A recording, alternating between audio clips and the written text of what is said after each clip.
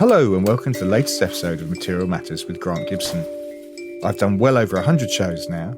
However, for listeners who might be new to all this, the idea is that I speak to a designer, maker, artist or architect about a material or technique with which they're intrinsically linked and discover how it changed their lives and careers.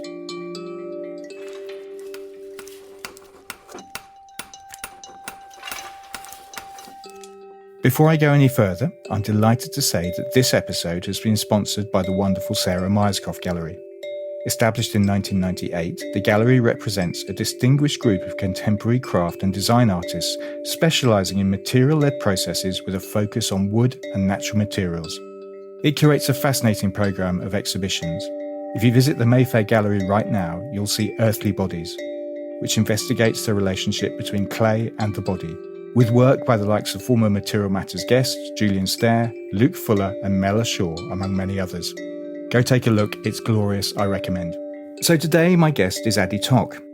Adi is one of the world's most fascinating metal artists, who over the years has buried her pieces for months on end before digging them up, and even made them react to sound.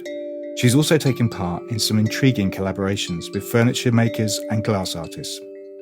Adi has work in permanent collections of the V&A, the Fitzwilliam Museum in Cambridge, Ulster Museum in Northern Ireland, and the Jewish Museum in New York. She won a Wallpaper Magazine Design Award in 2017, and in that same year was a finalist of the Loewe Craft Prize. She's also exhibited around the world, from the Fog Design and Art Fair in San Francisco with Sarah Myerscough Gallery to Make Hauser Wirth in Somerset. Adi, thank you very much for doing this. How are you? I'm good, thank you. Nice to see you. I see you too. Was that all reasonably accurate? Yes, it was. Perfect. Thank you. I'm glad to hear it. I believe congratulations are in order. You've just become a free man or a free person of the Goldsmiths Company. What does that entail? Yeah, I have. So the Goldsmiths Company, which is nearly 700 years old, is one of the London guilds. And since the medieval time, the city was divided to guilds, specializing in different skills, from craft to fishmonger and upholsterers and weavers, all sorts. And the Goldsmiths Company today is still maintaining the sort of the tradition, the heritage, but it's also trying to keep up with time and providing support to educational support to interns, and it has the Goldsmiths Fair every year, the annual Goldsmiths Fair. There is the contemporary collection. This is what it does, but as a free man or free person, What does that involve? Presumably there's a ceremony. There is a very serious traditional ceremony. Okay. Did you have to wear a gown and that kind of mortarboard type thing? Not yet. Okay. Not yet. When I go up in hierarchy to a liveryman or a livery woman, I could wear a gown. What I'm mainly looking forward is to getting involved in the educational aspects. The Goldsmiths Company supported me since I started, through acquisition for their permanent collection, through training and Goldsmiths Fair. And I feel ready to give something back. Very good. And on that, you are part of a show at the Goldsmiths Centre at the moment, right? The Craft of Tea, 1660 to 2024. What have you got on display? So that's not exactly on the back of it, but the tea exhibition there are teapots from, I believe, 1600 from the collection, alongside contemporary work from makers, teapots. And my teapot is loaned from a client who has been loving it and using it for nearly 10 years. Okay. So you can see the marks. I was going to say, is it full of stains and dents and things? The inside is beautiful because it developed this very rich patina. And actually, she doesn't clean it. She says it tastes better with the patina. But I cleaned the outside a bit. You can still see some dents. Does that bother you? Do you think people should be very precious with these things? Does it bother you if there are dents in your work? Absolutely not. No, I think that's a really nice thing about metal versus other materials, that it bears signs of time or things that happen to it on its skin, on its surface, but it doesn't break. If a ceramic teapot would get some of the dents the same way. It doesn't dent so well. It doesn't dent so well. It would just shatter. Yeah. The beauty of metal is that it ages well. It's something that I guess relates to us as well. So it changes over time. We're talking as is the tradition nowadays, over Zoom. But it'd be good to know where you are. Okay, so I'm in my home studio shed at the bottom of my garden. And I built it in 2019 before I was expecting a baby. I was expecting my daughter, and I thought I could do with a workspace from home. And then she was born, and 2 months after, the pandemic happened. And I was very fortunate to have this space that I can work from. I can't make too much noise because the neighbors would hate me. I can't use acids, but anyway, I try to avoid chemicals, and we can get into it later on. Yeah. But there are things that I can do here. It's just perfect. It's small, but it's just what I need. So we're talking from here. And then I have my main workshop is in Hackney, and I share it with two metalsmiths, with David Clark and Simon ten Hompel. Yes, Simon, who's been on the podcast, and David, who's definitely on my wish list. That workshop, which is my happy place, I would say. Can you describe it for us? Yeah, so it's very spacious. During the Second World War, it was a factory for manufacturing of parachutes and ammunition bags, and it's very characterful. When it rains inside, there are holes in the roof. Yeah, for those who haven't been, we have an internal guttering system, which is a fancy description of basically some tarps and ropes and buckets, but it works most of the time. And then we have mushrooms growing from the walls in the winter. Okay, lovely. We have a lot of metal there and tools, a lot of steel. So hopefully that's vivid enough. Yeah, no, it's excellent. Other benefits to sharing with two other metal artists. Your work is quite different, I'd suggest, all three of you. Yeah, absolutely. But there are overlaps sometimes in the themes, but we approach metal so differently. The advantage is that it can be quite a solitary profession, like being a studio artist. And then when we get to see each other, it's nice to have a conversation and a meal. We have a nice kitchen as well. And David is an excellent cook. You can use the mushrooms growing from the wall, put them on toast. They are edible, but because of the lead paint, we avoid using them. So as you work in various different metals, silver, copper, brass, amongst others, do you have a different relationship with each one? Yes. Can we delve into your relationships with different metals? Yeah, it's interesting you say that, because there is a hierarchy between the different types of metals, but I see them as equal. It just depends what you want to do or what you want to say. To be able to work freely with precious metal, I need to actually strip it in my mind from its value. It's a natural material. It's a mineral. It comes from the earth. That's what it is. That's the beauty of it as well. In other words, you think of, I don't know, gold in the same way that you think of copper. Yeah, I try to. So there is base metal and precious metal. And then bronze is quite interesting because although it's a base metal, it has a really good reputation because of its relationship to sculpture and to art. But in terms of the different metals, I would say copper was my first. It's interesting. There's a lot of contrasts. It's very messy and dirty to work with, and it's smelly as well. They also have different smells. Okay, let's talk about their smells. So I'm expecting to get into that. Brass is the worst. Is it's it? Just such a stinker. But copper has that. But then again, when it's clean, it's so beautiful. It's pink and it's soft and it's the metal of Venus. And something I learned recently, so it's the metal of Venus and then the symbol of Venus, which is the symbol of female symbol. So that's like the cross and the circle, comes from this association to copper. And to copper being used for mirrors. So it's a mirror-like symbol. Okay. The shape. I'm looking on Zoom. Listeners won't be able to see this, but I will describe it for them. Behind you, there are lots of drawings on your wall. How do you decide what material to use? Do you draw something and then go, oh, this has got to be in copper or it's got to be in silver? Or how does that process work? So it's not a drawing. It's ghosts. I call them ghosts. Ghosts. I'll show you. Okay. So the listeners won't be able to...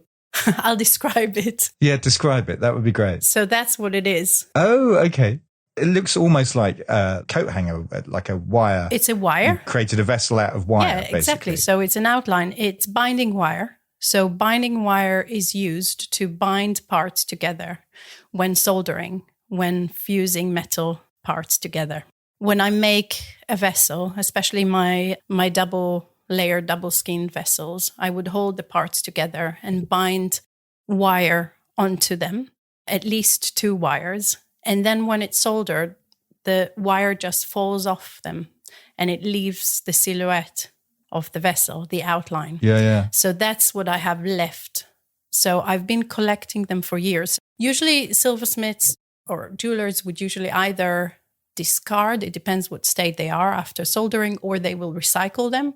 But just one time I looked, there was one on the floor and I looked at it and I thought, that's actually interesting to keep. And then since then I have an archive of all the pieces I made. Okay. So in other words, the shadows that I'm looking at behind you, and we'll put a clip on YouTube, listeners, so you can have a look. The shadows I'm looking at behind you, they're actually vessels you've made.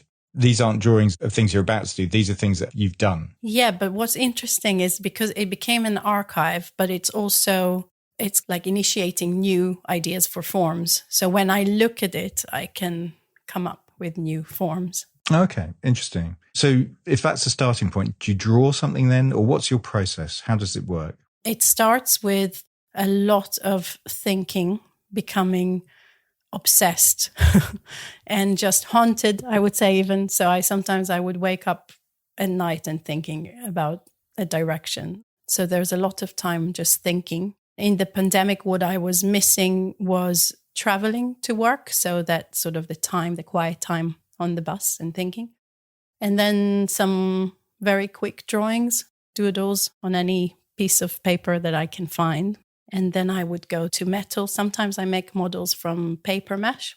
And is it immediately clear what metal you're going to make these things in when you're at that point? It depends on the form, the size, the function, the color. It's not always clear to me from the beginning. Yeah, I start with an idea. Just it doesn't necessarily have a form yet. And then there's research as well. So reading and a lot of historical research. I'm interested in the life of objects, so provenance, archaeology. And from there, I start getting a more clear idea of what I'm making. But things also happen when you're making. I think that's the difference if you're a designer or a maker. You often create vessels. Why are vessels important to you? What do they signify? So vessels, they accompany us from birth to death. So from holding sustenance and nutrition to holding our memory. In fact, if you think about also our bodily experience is of a vessel. And when we eat or drink, we're just moving things from one vessel to the other. So that's just a very basic sense of what it is. And obviously our body is also a container for feelings and memories and more abstract things. So that very basic notion of vessel, so it becomes an innate method of communication and then to convey just different narratives. When I try to move away from vessels, I keep coming back. They keep drawing you back in. In the last couple of years, I've been very interested in mirrors, just to discover that actually a mirror is also a container. Okay, that's quite interesting because you have this series called Beyond a Glance, which is a range of 21 mirrors made from an alloy of recycled copper and tin. Now, you've been quoted as saying that, here I quote, a mirror reflects a space between potentially holding not just what is there, but what might be or what has been. You've also described them as an echo of changing reality. Can we unpick that? What does that mean? So they are an echo of changing reality. They are, in that sense, they're also democratic objects because they would reflect whoever is looking at them or whoever is in a situation, the room. They would reflect what has been and then what might be in the future because things are changing around it. And it's just an echo. In that sense, it's also a container because it holds that potential. So that's how I see it, as a container of just something which is a reflection is intangible. We can't touch it or we can just see it passing by. It's only there for a moment. It's containing a reflection. It did feel like a departure for you, the mirrors. It did and it didn't, because that was my realization that actually, again, I'm back to this notion of holding, of carrying. There is a thread, I would say, throughout all my work. People sometimes comment and say, oh, you moved away and it's not really, it's like there is logic, I feel, in that. And sometimes I would go back and realize more things about my work. So it started, I'm trying to think, the first mirror. It started in research into how material is stretched and gravity. And I made the plump wall pieces that they also relate to convex mirrors, Renaissance convex mirrors. Can we describe what the plump wall pieces are for listeners who might not be aware? Yeah, so I made a square one or round one. They're different shapes, but they are just a bit cushiony and hanging on the wall, and with gravity sometimes sagging a little bit. But there is an area which is polished and you can see a reflection through it. So it's like at the peak of the stretch of the material, it will also be shiny. So it makes sense in terms of morphing from something which is just the way the material works, the way it stretches, to a notion of the surface of the material. And what I find really interesting with metal is that you can change its appearance dramatically with just working with microns. So, for example, polishing metal, and silver is like a chameleon. When it's fresh out of the acid, when it's clean, it's matte, it has porcelain qualities in its color and surface, and then it could be highly polished, or it could oxidize black, it could even be pink or blue. It's never boring working with metal in that sense. But back to mirrors, that's the first time I incorporated polished surface in my objects. And it became, I was also looking at mirrors in public transport, so those convex mirrors. So it was something between that to Renaissance convex mirrors and just exploring a new territory, the wall, and how things hang. I was going to ask about hanging things from the wall, which seems to be a relatively new area for you. But these mirrors, they move from being these objects that were hanging on the walls that maybe, as you described, sagged, into things that actually resembled mirrors, have a handle and look like almost like a Victorian mirror. Yeah, so it started there. And that's where I realized, traditionally in silversmithing, there was a huge tradition of just highly polishing objects. And what happens is that the object loses its contour, and you become actually part of it, because you can see it's like the room or yourself in an object. And that really interests me. So by only polishing small selective area of an object, it's not decoration anymore, which was used for silver objects, but it becomes part of the idea. So it becomes like a mirror. So starting with the wall, and then went to pooled reflections, which were bowls with a mirror inside them, so that reflect the environment. And if you put them on the windowsill, they will reflect the sky. They're set in an angle, so it will reflect the sky inside the bowl. And then during the pandemic, it was a very creative time for me, I must say. Interesting. Yeah. So there are lots of new things that came up from restrictions. So I couldn't get the silver that I used to work with, and I started recycling and melting. So it was silver first, and then I moved to bronze. And I've done some research about bronze mirrors and came across a metal which is called white bronze. Right. First noticing that the bronze mirrors don't really look like the bronze that we know, which is high content copper bronze. And then find out that in different cultures, there was a metal, an alloy used for mirrors. Across Asia, it was called white bronze. And then in Europe, speculum, and sometimes even steel. And this alloy is high content tin. What happens is that it could be highly polished. It's very reflective. It doesn't tarnish as much because it has less copper. And what I also found out about it, it's brittle. If you hit it, it doesn't move like what you would expect from metal when you hit it. It just shatters like glass. I found that really interesting because that's how we know mirrors today, the material of mirrors. I love working with the flame. That's one of the things that attracted me to metal from the first place. And then casting, which I discovered in recent years. So working with molten metal, which is like taming lava. That's a nice description. That's how I see it. There is a film called Fire of Love about two scientists, volcanists. Can you say volcanists? Yes, I think so. Yep. Researchers. And it's just mesmerizing. It shows the attraction and also the danger of their work, but just of generally of fire, which is interesting. Generally, your pieces are hand raised traditionally, aren't they? What does that process entail for listeners who maybe aren't aware?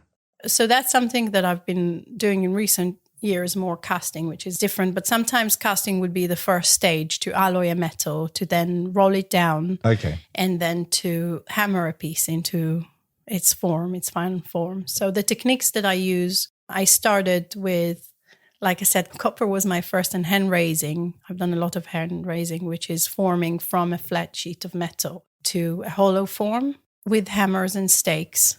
Right. And sandbags and different hammers, wooden hammers and steel hammers and different shapes of hammers. And it's just pushing the metal. So if you do it correctly, you are not actually stretching it. Or it depends on the process. If it's raising, it shouldn't be. You actually thicken the metal when you raise. So it's a repetitive. You do it in cycles. You work on the metal. You anneal the metal first. So you heat it up and the particles are relaxed, and then you can work on the metal. And then I mentioned before that metal, or we talked about sound as well. So yeah, metal communicates through sound. And when you hammer it after it's annealed, the sound is really muffled. It then moves into a more ringing tone until it sounds like it's a scream. It triggers empathy. You have to then go and anneal it again. I see. So that's the moment. The metal is basically screaming at you that you need to go into another process. Yeah, you hammer it, it hardens. When it hardens, it then changes its tone. And when it becomes unbearable, also to hammer it. And you feel with metal, you feel the vibrations also in your hands. I think what's interesting is that sound becomes tactile. That's interesting. When you work with metal. So you can hear it, but you can also feel it. And that's something that I really was attracted to also as a young adult with ADHD. So that sort of the sound that is very assertive and controlling, but it's also, it diminishes other sounds. And by carving its space, it actually allows hyperfocus. It allows flow. I hadn't realized you'd been diagnosed with ADHD. How does that manifest itself? My daughter was diagnosed. I was never diagnosed, but I realized that it explains a lot of things. What does it explain? It explains the way I live and the way I work. And I'm always doing more than one thing at a time. I cannot just start and finish an object. It never happens. So when it's hard for me to say when people say, oh, how long does it take you to make an object? It's never one. It moves from extremely focused and, like I said before, obsessed, haunted, to not interested at all and cannot even for 1 minute, just cannot bear it. But there are lots of other things. I think there's sensitivity, but a lot of also chaos and very hard to switch off thinking and things going through my mind constantly. But then the sound in metalwork, it's something that I find really strong, really helps me. That's interesting. And obviously, as you mentioned in the intro, you've worked a lot with the relationship between sound and metal. You did a collection entitled Vessels on Stilts, and those vessels trembled at the footsteps of passers-by. You've also incorporated microphones into your work to translate things viewers are saying into vibrations. So it's the process of making and the sound the metal makes and the screaming that inspired this work, I'm guessing? Yeah, absolutely. So yeah, working with metal and picking up the cues, the sound cues, inspired different works relating to sound. In that specific work that you mentioned, yeah, it started from passing by and vibrations coming from the floor. But then I also thought about the relationship we form with objects around us and just one of the questions that led me was if objects are sentient, can they? And it relates again to this, what I mentioned, like about the empathy. There is empathy even in the fact that it's a cold material. It picks up the temperature. So when you hold it, it levels its temperature to your temperature. When you put it aside, it will just cool down and level itself with the temperature of the room. So there is connection to the environment, and thought it would be really interesting to test the relationship and also break the rules a little bit about the gallery space. So to encourage people to speak to objects. How did people respond to that, Addie? Did lots of people just have conversations with your objects? No. So some people were really embarrassed, responding with laughter. Some got annoyed. It was really interesting. It's actually, there is a microphone and the vessel stands on something, on a plinth, which is similar to a speaker, and it moves. The sound vibrations would make the vessels move. And depending on their shape and the weight and the thickness of their, what I called stilts, which is like a tripod, it was inspired by museum displays of ancient pots on tripods. So that's the forms, and they quiver. They respond with sometimes moving, so it looks almost like they want to rearrange themselves, even clank together if they get too close so they can produce sound. But yeah, people's response was really just the most valuable thing I got of it, and recorded hours of interactions. So I've made a few of these installations. I also made an installation where people can touch the work, and the work then plays sounds from the making process. Again, in that subject of, can object feel or have a memory of their childhood in the workshop? I also documented the fingerprints and where people touch the objects more. Yeah. That's one project with sound. I also made whispering vessels, which are somewhere between percussion instruments and domestic vessels. And they contain gemstones and produce different sounds.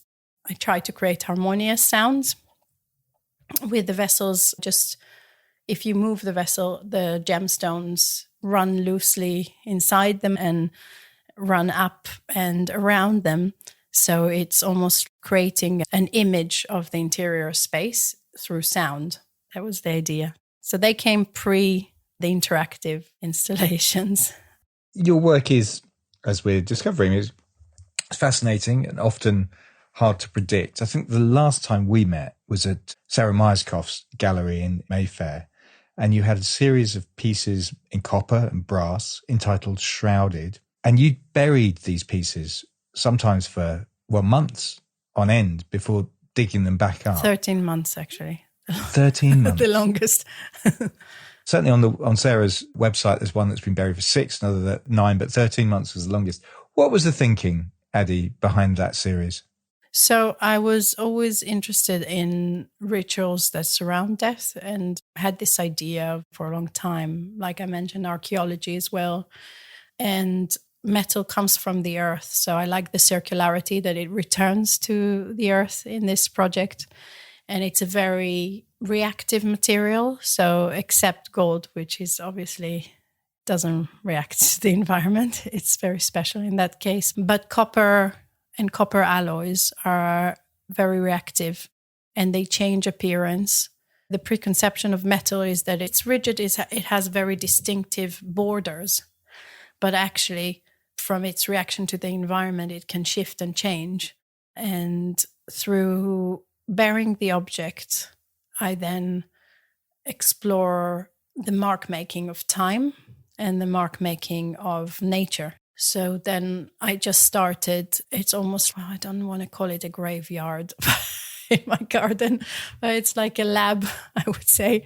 Started burying digging chambers and then burying different works. And the work evolved and the forms as well changed. So different metals that I buried, so different copper alloys, silver as well. I now started with aluminium, which actually, aluminium can change the pH of the soil. And there are different plants that would change in response. Interesting. For example, hydrangea can change color in the presence of algae. So Oh, really? Yeah. Really interesting. I'm planning to develop this project to consult with a soil expert. But yeah, so it started in my garden, just digging these chambers and burying my work. And then the work evolved in shape to burial vessels as well, and mirrors. So there is a series of mirrors of time where I bury polished mirrors for different lengths of time. And what I like is that you can see the effect from one. They come usually in series, and you can see the effect from one to another. Time is measured in seasons or in months or in days, but also metal would keep changing. The patina will enhance unless it's sealed. So the idea that we are changing and we can look at a mirror that also changes with us. So that's the burial. So why I did it is probably curiosity. It's quite a strong act. It is. It's quite brave as well. Obviously, you have no idea how these things are going to patinate underground. By now I do, and I'm afraid of this knowledge as well because of the excitement of what is it going to look like, the not knowing. But I'm trying to, I now collect the information. But I started in my garden, then I went to my favorite woodland near home, which I discovered is an Ice Age old woodland. And what I want to go next is take it out. I just want to go further away and explore, and also explore scale. And I think the process is really important in this work. So the act of burying, but then also the unearthing. So if that can become like a live project, sculpture project, where I don't want to say performance, but it's hard to describe it, but that the burying and the unearthing would become part of the work as well. And there is the waiting, there is just experiencing time in a different way. So when you were saying for this long, just feeling the sense of time, temporality is something that I explored through this work that again started in lockdown during the pandemic. It was a creative time. I hope you're enjoying the show. This is just to let you know that the Material Matters Fair returns to Barge House, Oxo Tower Wharf this September from the 18th to 21st. We've signed up an array of fascinating exhibitors already, including Biotech's Future, a project on future fibres led by Adidas and RWTH Aachen University. Hydro will be there with its Circal 100R aluminium pieces made entirely from recycled post-consumer scrap. And AHEC will be showing its latest experiments with American maple. We're also working with leading architect T.P. Bennett and the furniture practice on a special project that looks at the material stories of our leading furniture manufacturers. But there are still some spaces remaining. Keen to exhibit? Do drop me a line at hello@materialmatters.design. That's hello@materialmatters.design. Also, if your brand is looking to reach the design world, there are a plethora of sponsorship opportunities. My partner William Knight and I would be delighted to hear from you. Something completely different is your permanent intervention, is the word, I guess, at the V&A, which is fascinating. It sounds like a wonderful example of you finding or making your own work. Essentially, you created a piece that replaces an Anatolian gold ewer that had a tricky provenance, I think it's safe to say. What was the background to that story? So it's not replacing, I have to say, it's responding. Not replacing. Responding to in dialogue. But so it's a project that happened in 2021, but it actually started in 2015. That was the first time I came to a handling session in the V&A. And one of the best things about museums, public collections, is that you can actually come and handle work for educational or research purposes. And I came with a group of students. We were handling this magnificent solid gold ewer, which is a jug, a decorative jug, over 4,000-year-old. And we're told the story that it was found in a tomb in Anatolia, now Turkey. First, I used it as a teaching tool because it was dented, the spout was broken. So just to provoke thinking about the life of objects and just to feel through our maker hands to be able to actually assess how it's been made. So Gold is very heavy. It's nearly twice as heavy as silver. The material was stretched, the edges very thin. So you can see that it was made in a similar way to how we work a sheet of metal today. And I felt that actually gave an interesting connection to just thinking about the goldsmith, the metalsmith that made it so long ago, and that we have something in common. I loved that, and I kept coming back to see it, and once a year, sometimes twice a year, and bringing groups of students, and for a few years. Then just before the pandemic, I came in and it wasn't available, and I wasn't given a reason, but later discovered that it had, like you say, tricky provenance. It was illegally excavated and exported. There is the V&A I think it's the first museum to employ a provenance expert, and Jacques Schumacher, who I then worked with, found the history of the object. He came to look at other objects, but happened to find it all done on files. Once it's been discovered, it was just taken out of the museum until further decision is made. A lot of people who worked towards this restitution project didn't actually see the vessel, and it was really interesting, the discussion with them. And with guidance of Antonia Bostrom, who was then head of collections, we started thinking, what can we do with this knowledge and how can we share the story? And we came up with the idea of the commission. Which is a funnel. I'm quite intrigued. A funnel made of the same alloy as the original ewer, which is interesting. But I'm also intrigued, why a funnel? A funnel is also a vessel. It has an opening. Okay. It has two openings, in fact. Yeah. It doesn't have a restriction. So it's a container for a moment. It's a momentary container. A very brief momentary container. Very brief. I've never heard a funnel described as that before, but I like it. Yeah. So the funnel, I knew that I wanted to work with gold. It was an opportunity. And I came across a technical report of the ewer and then wanted to try and recreate the alloy.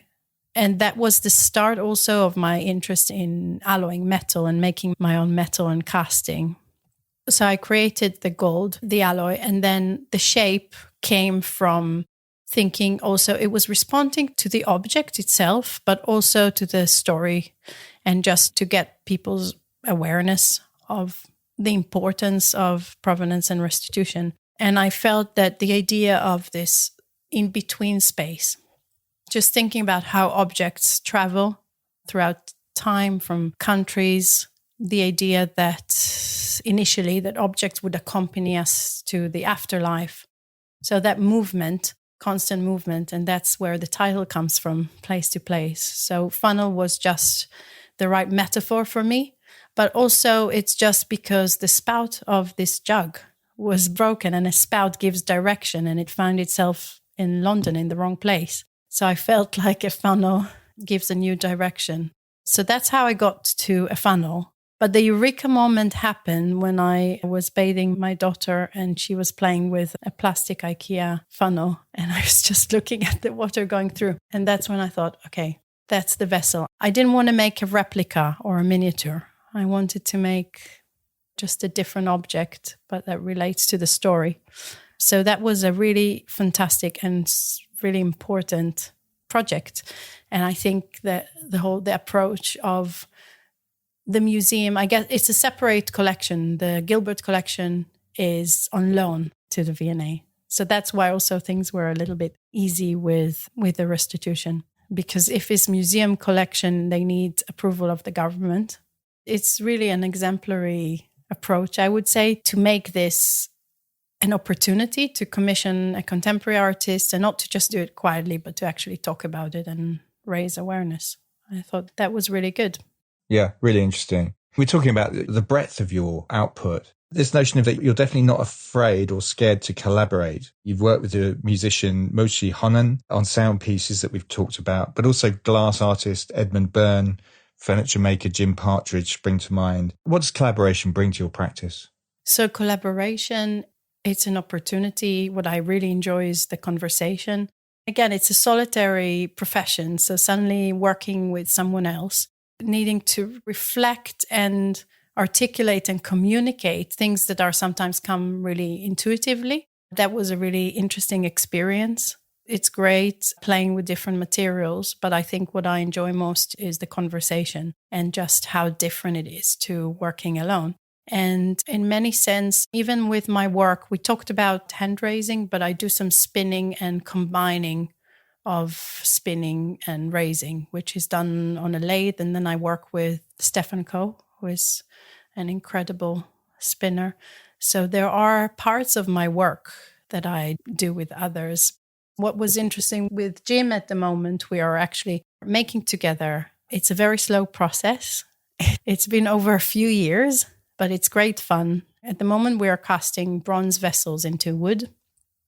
And just wood and metal seems like complete opposites, but we found some interesting connection between, there is like a Chinese theory that about the connection between wood and metal, that actually wood provides fire, the earth is formed, then metal is formed. It then transports water to wood to keep it alive. So it's quite an interesting circularity. It's challenging, but it's a good challenge. Very good. Can we talk about your background, Adi? Yeah. You were born in Israel in 1979. When did you become interested in making?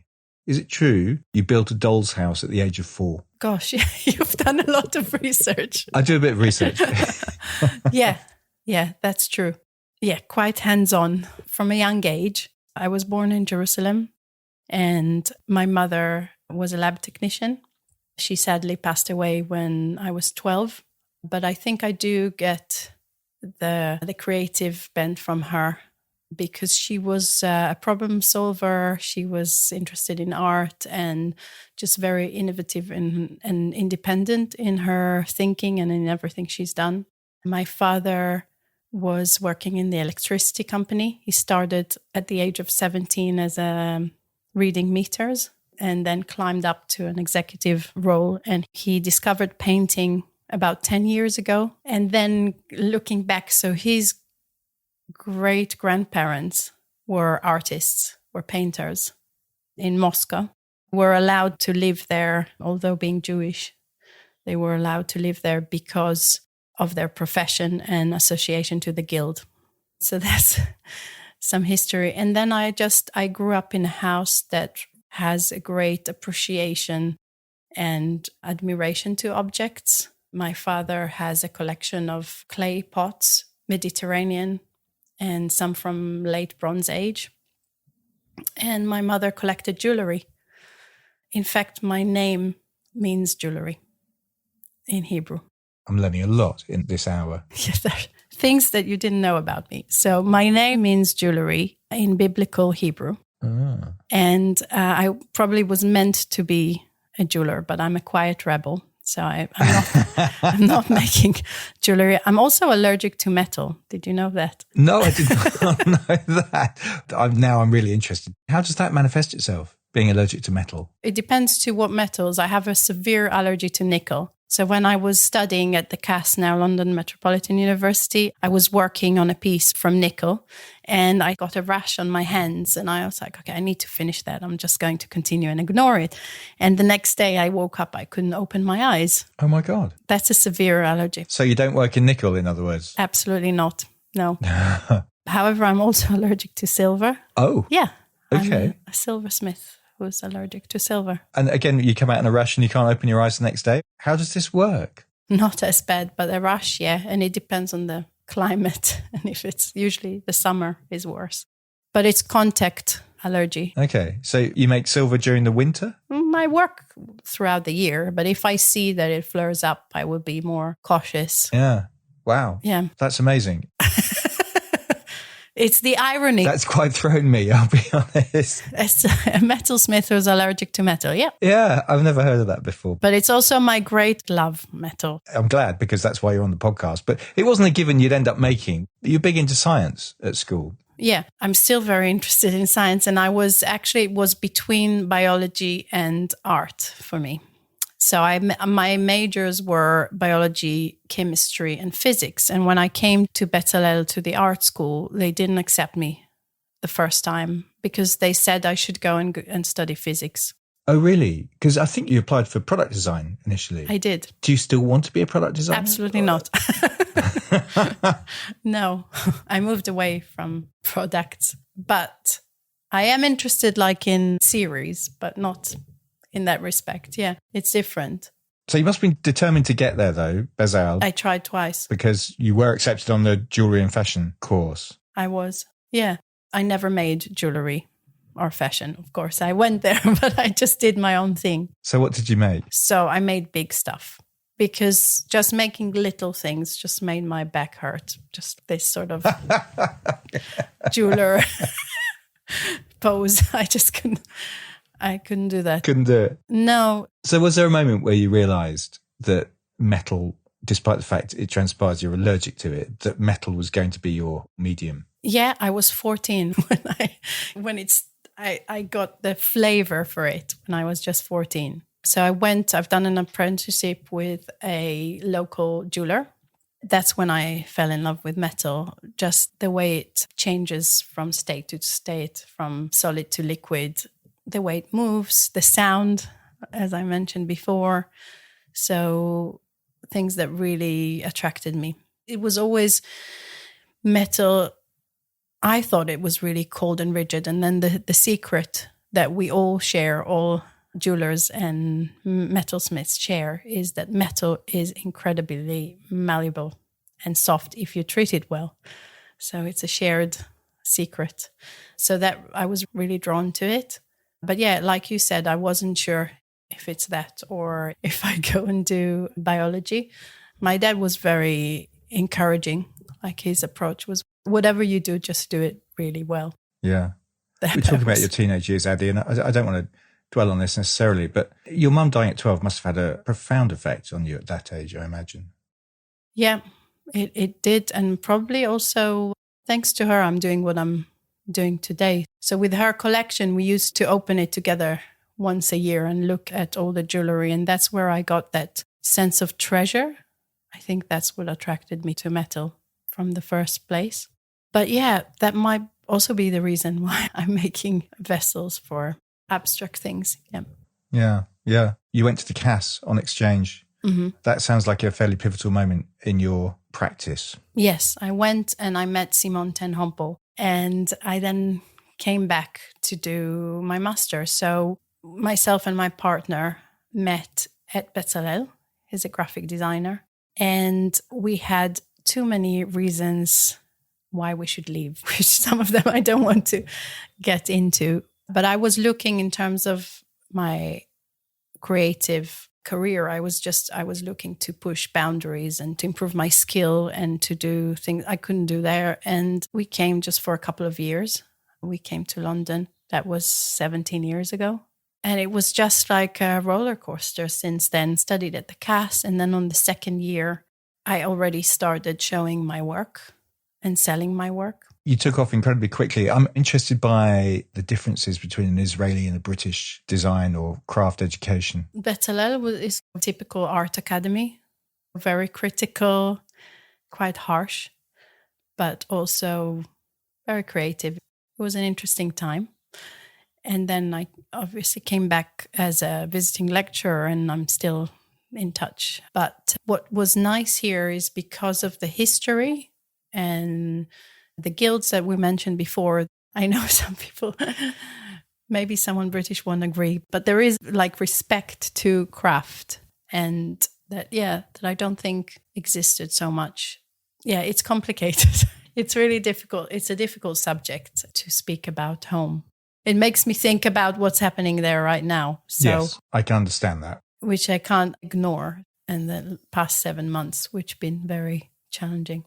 I think it's difficult to do something like this without touching on that, Addy. And I don't intend to use this space to talk about Gaza, and there are plenty of platforms available to do that. But I did want to ask, from a personal perspective, there are lots of reports of a rise of anti-Semitism in this country. Do you feel that on a day-to-day basis, I wonder? Yeah, I do.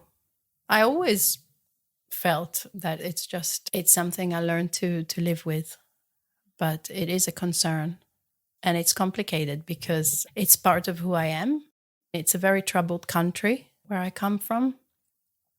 So beyond being Jewish, that's part of my life, and it's in my accent, and it's just part of me.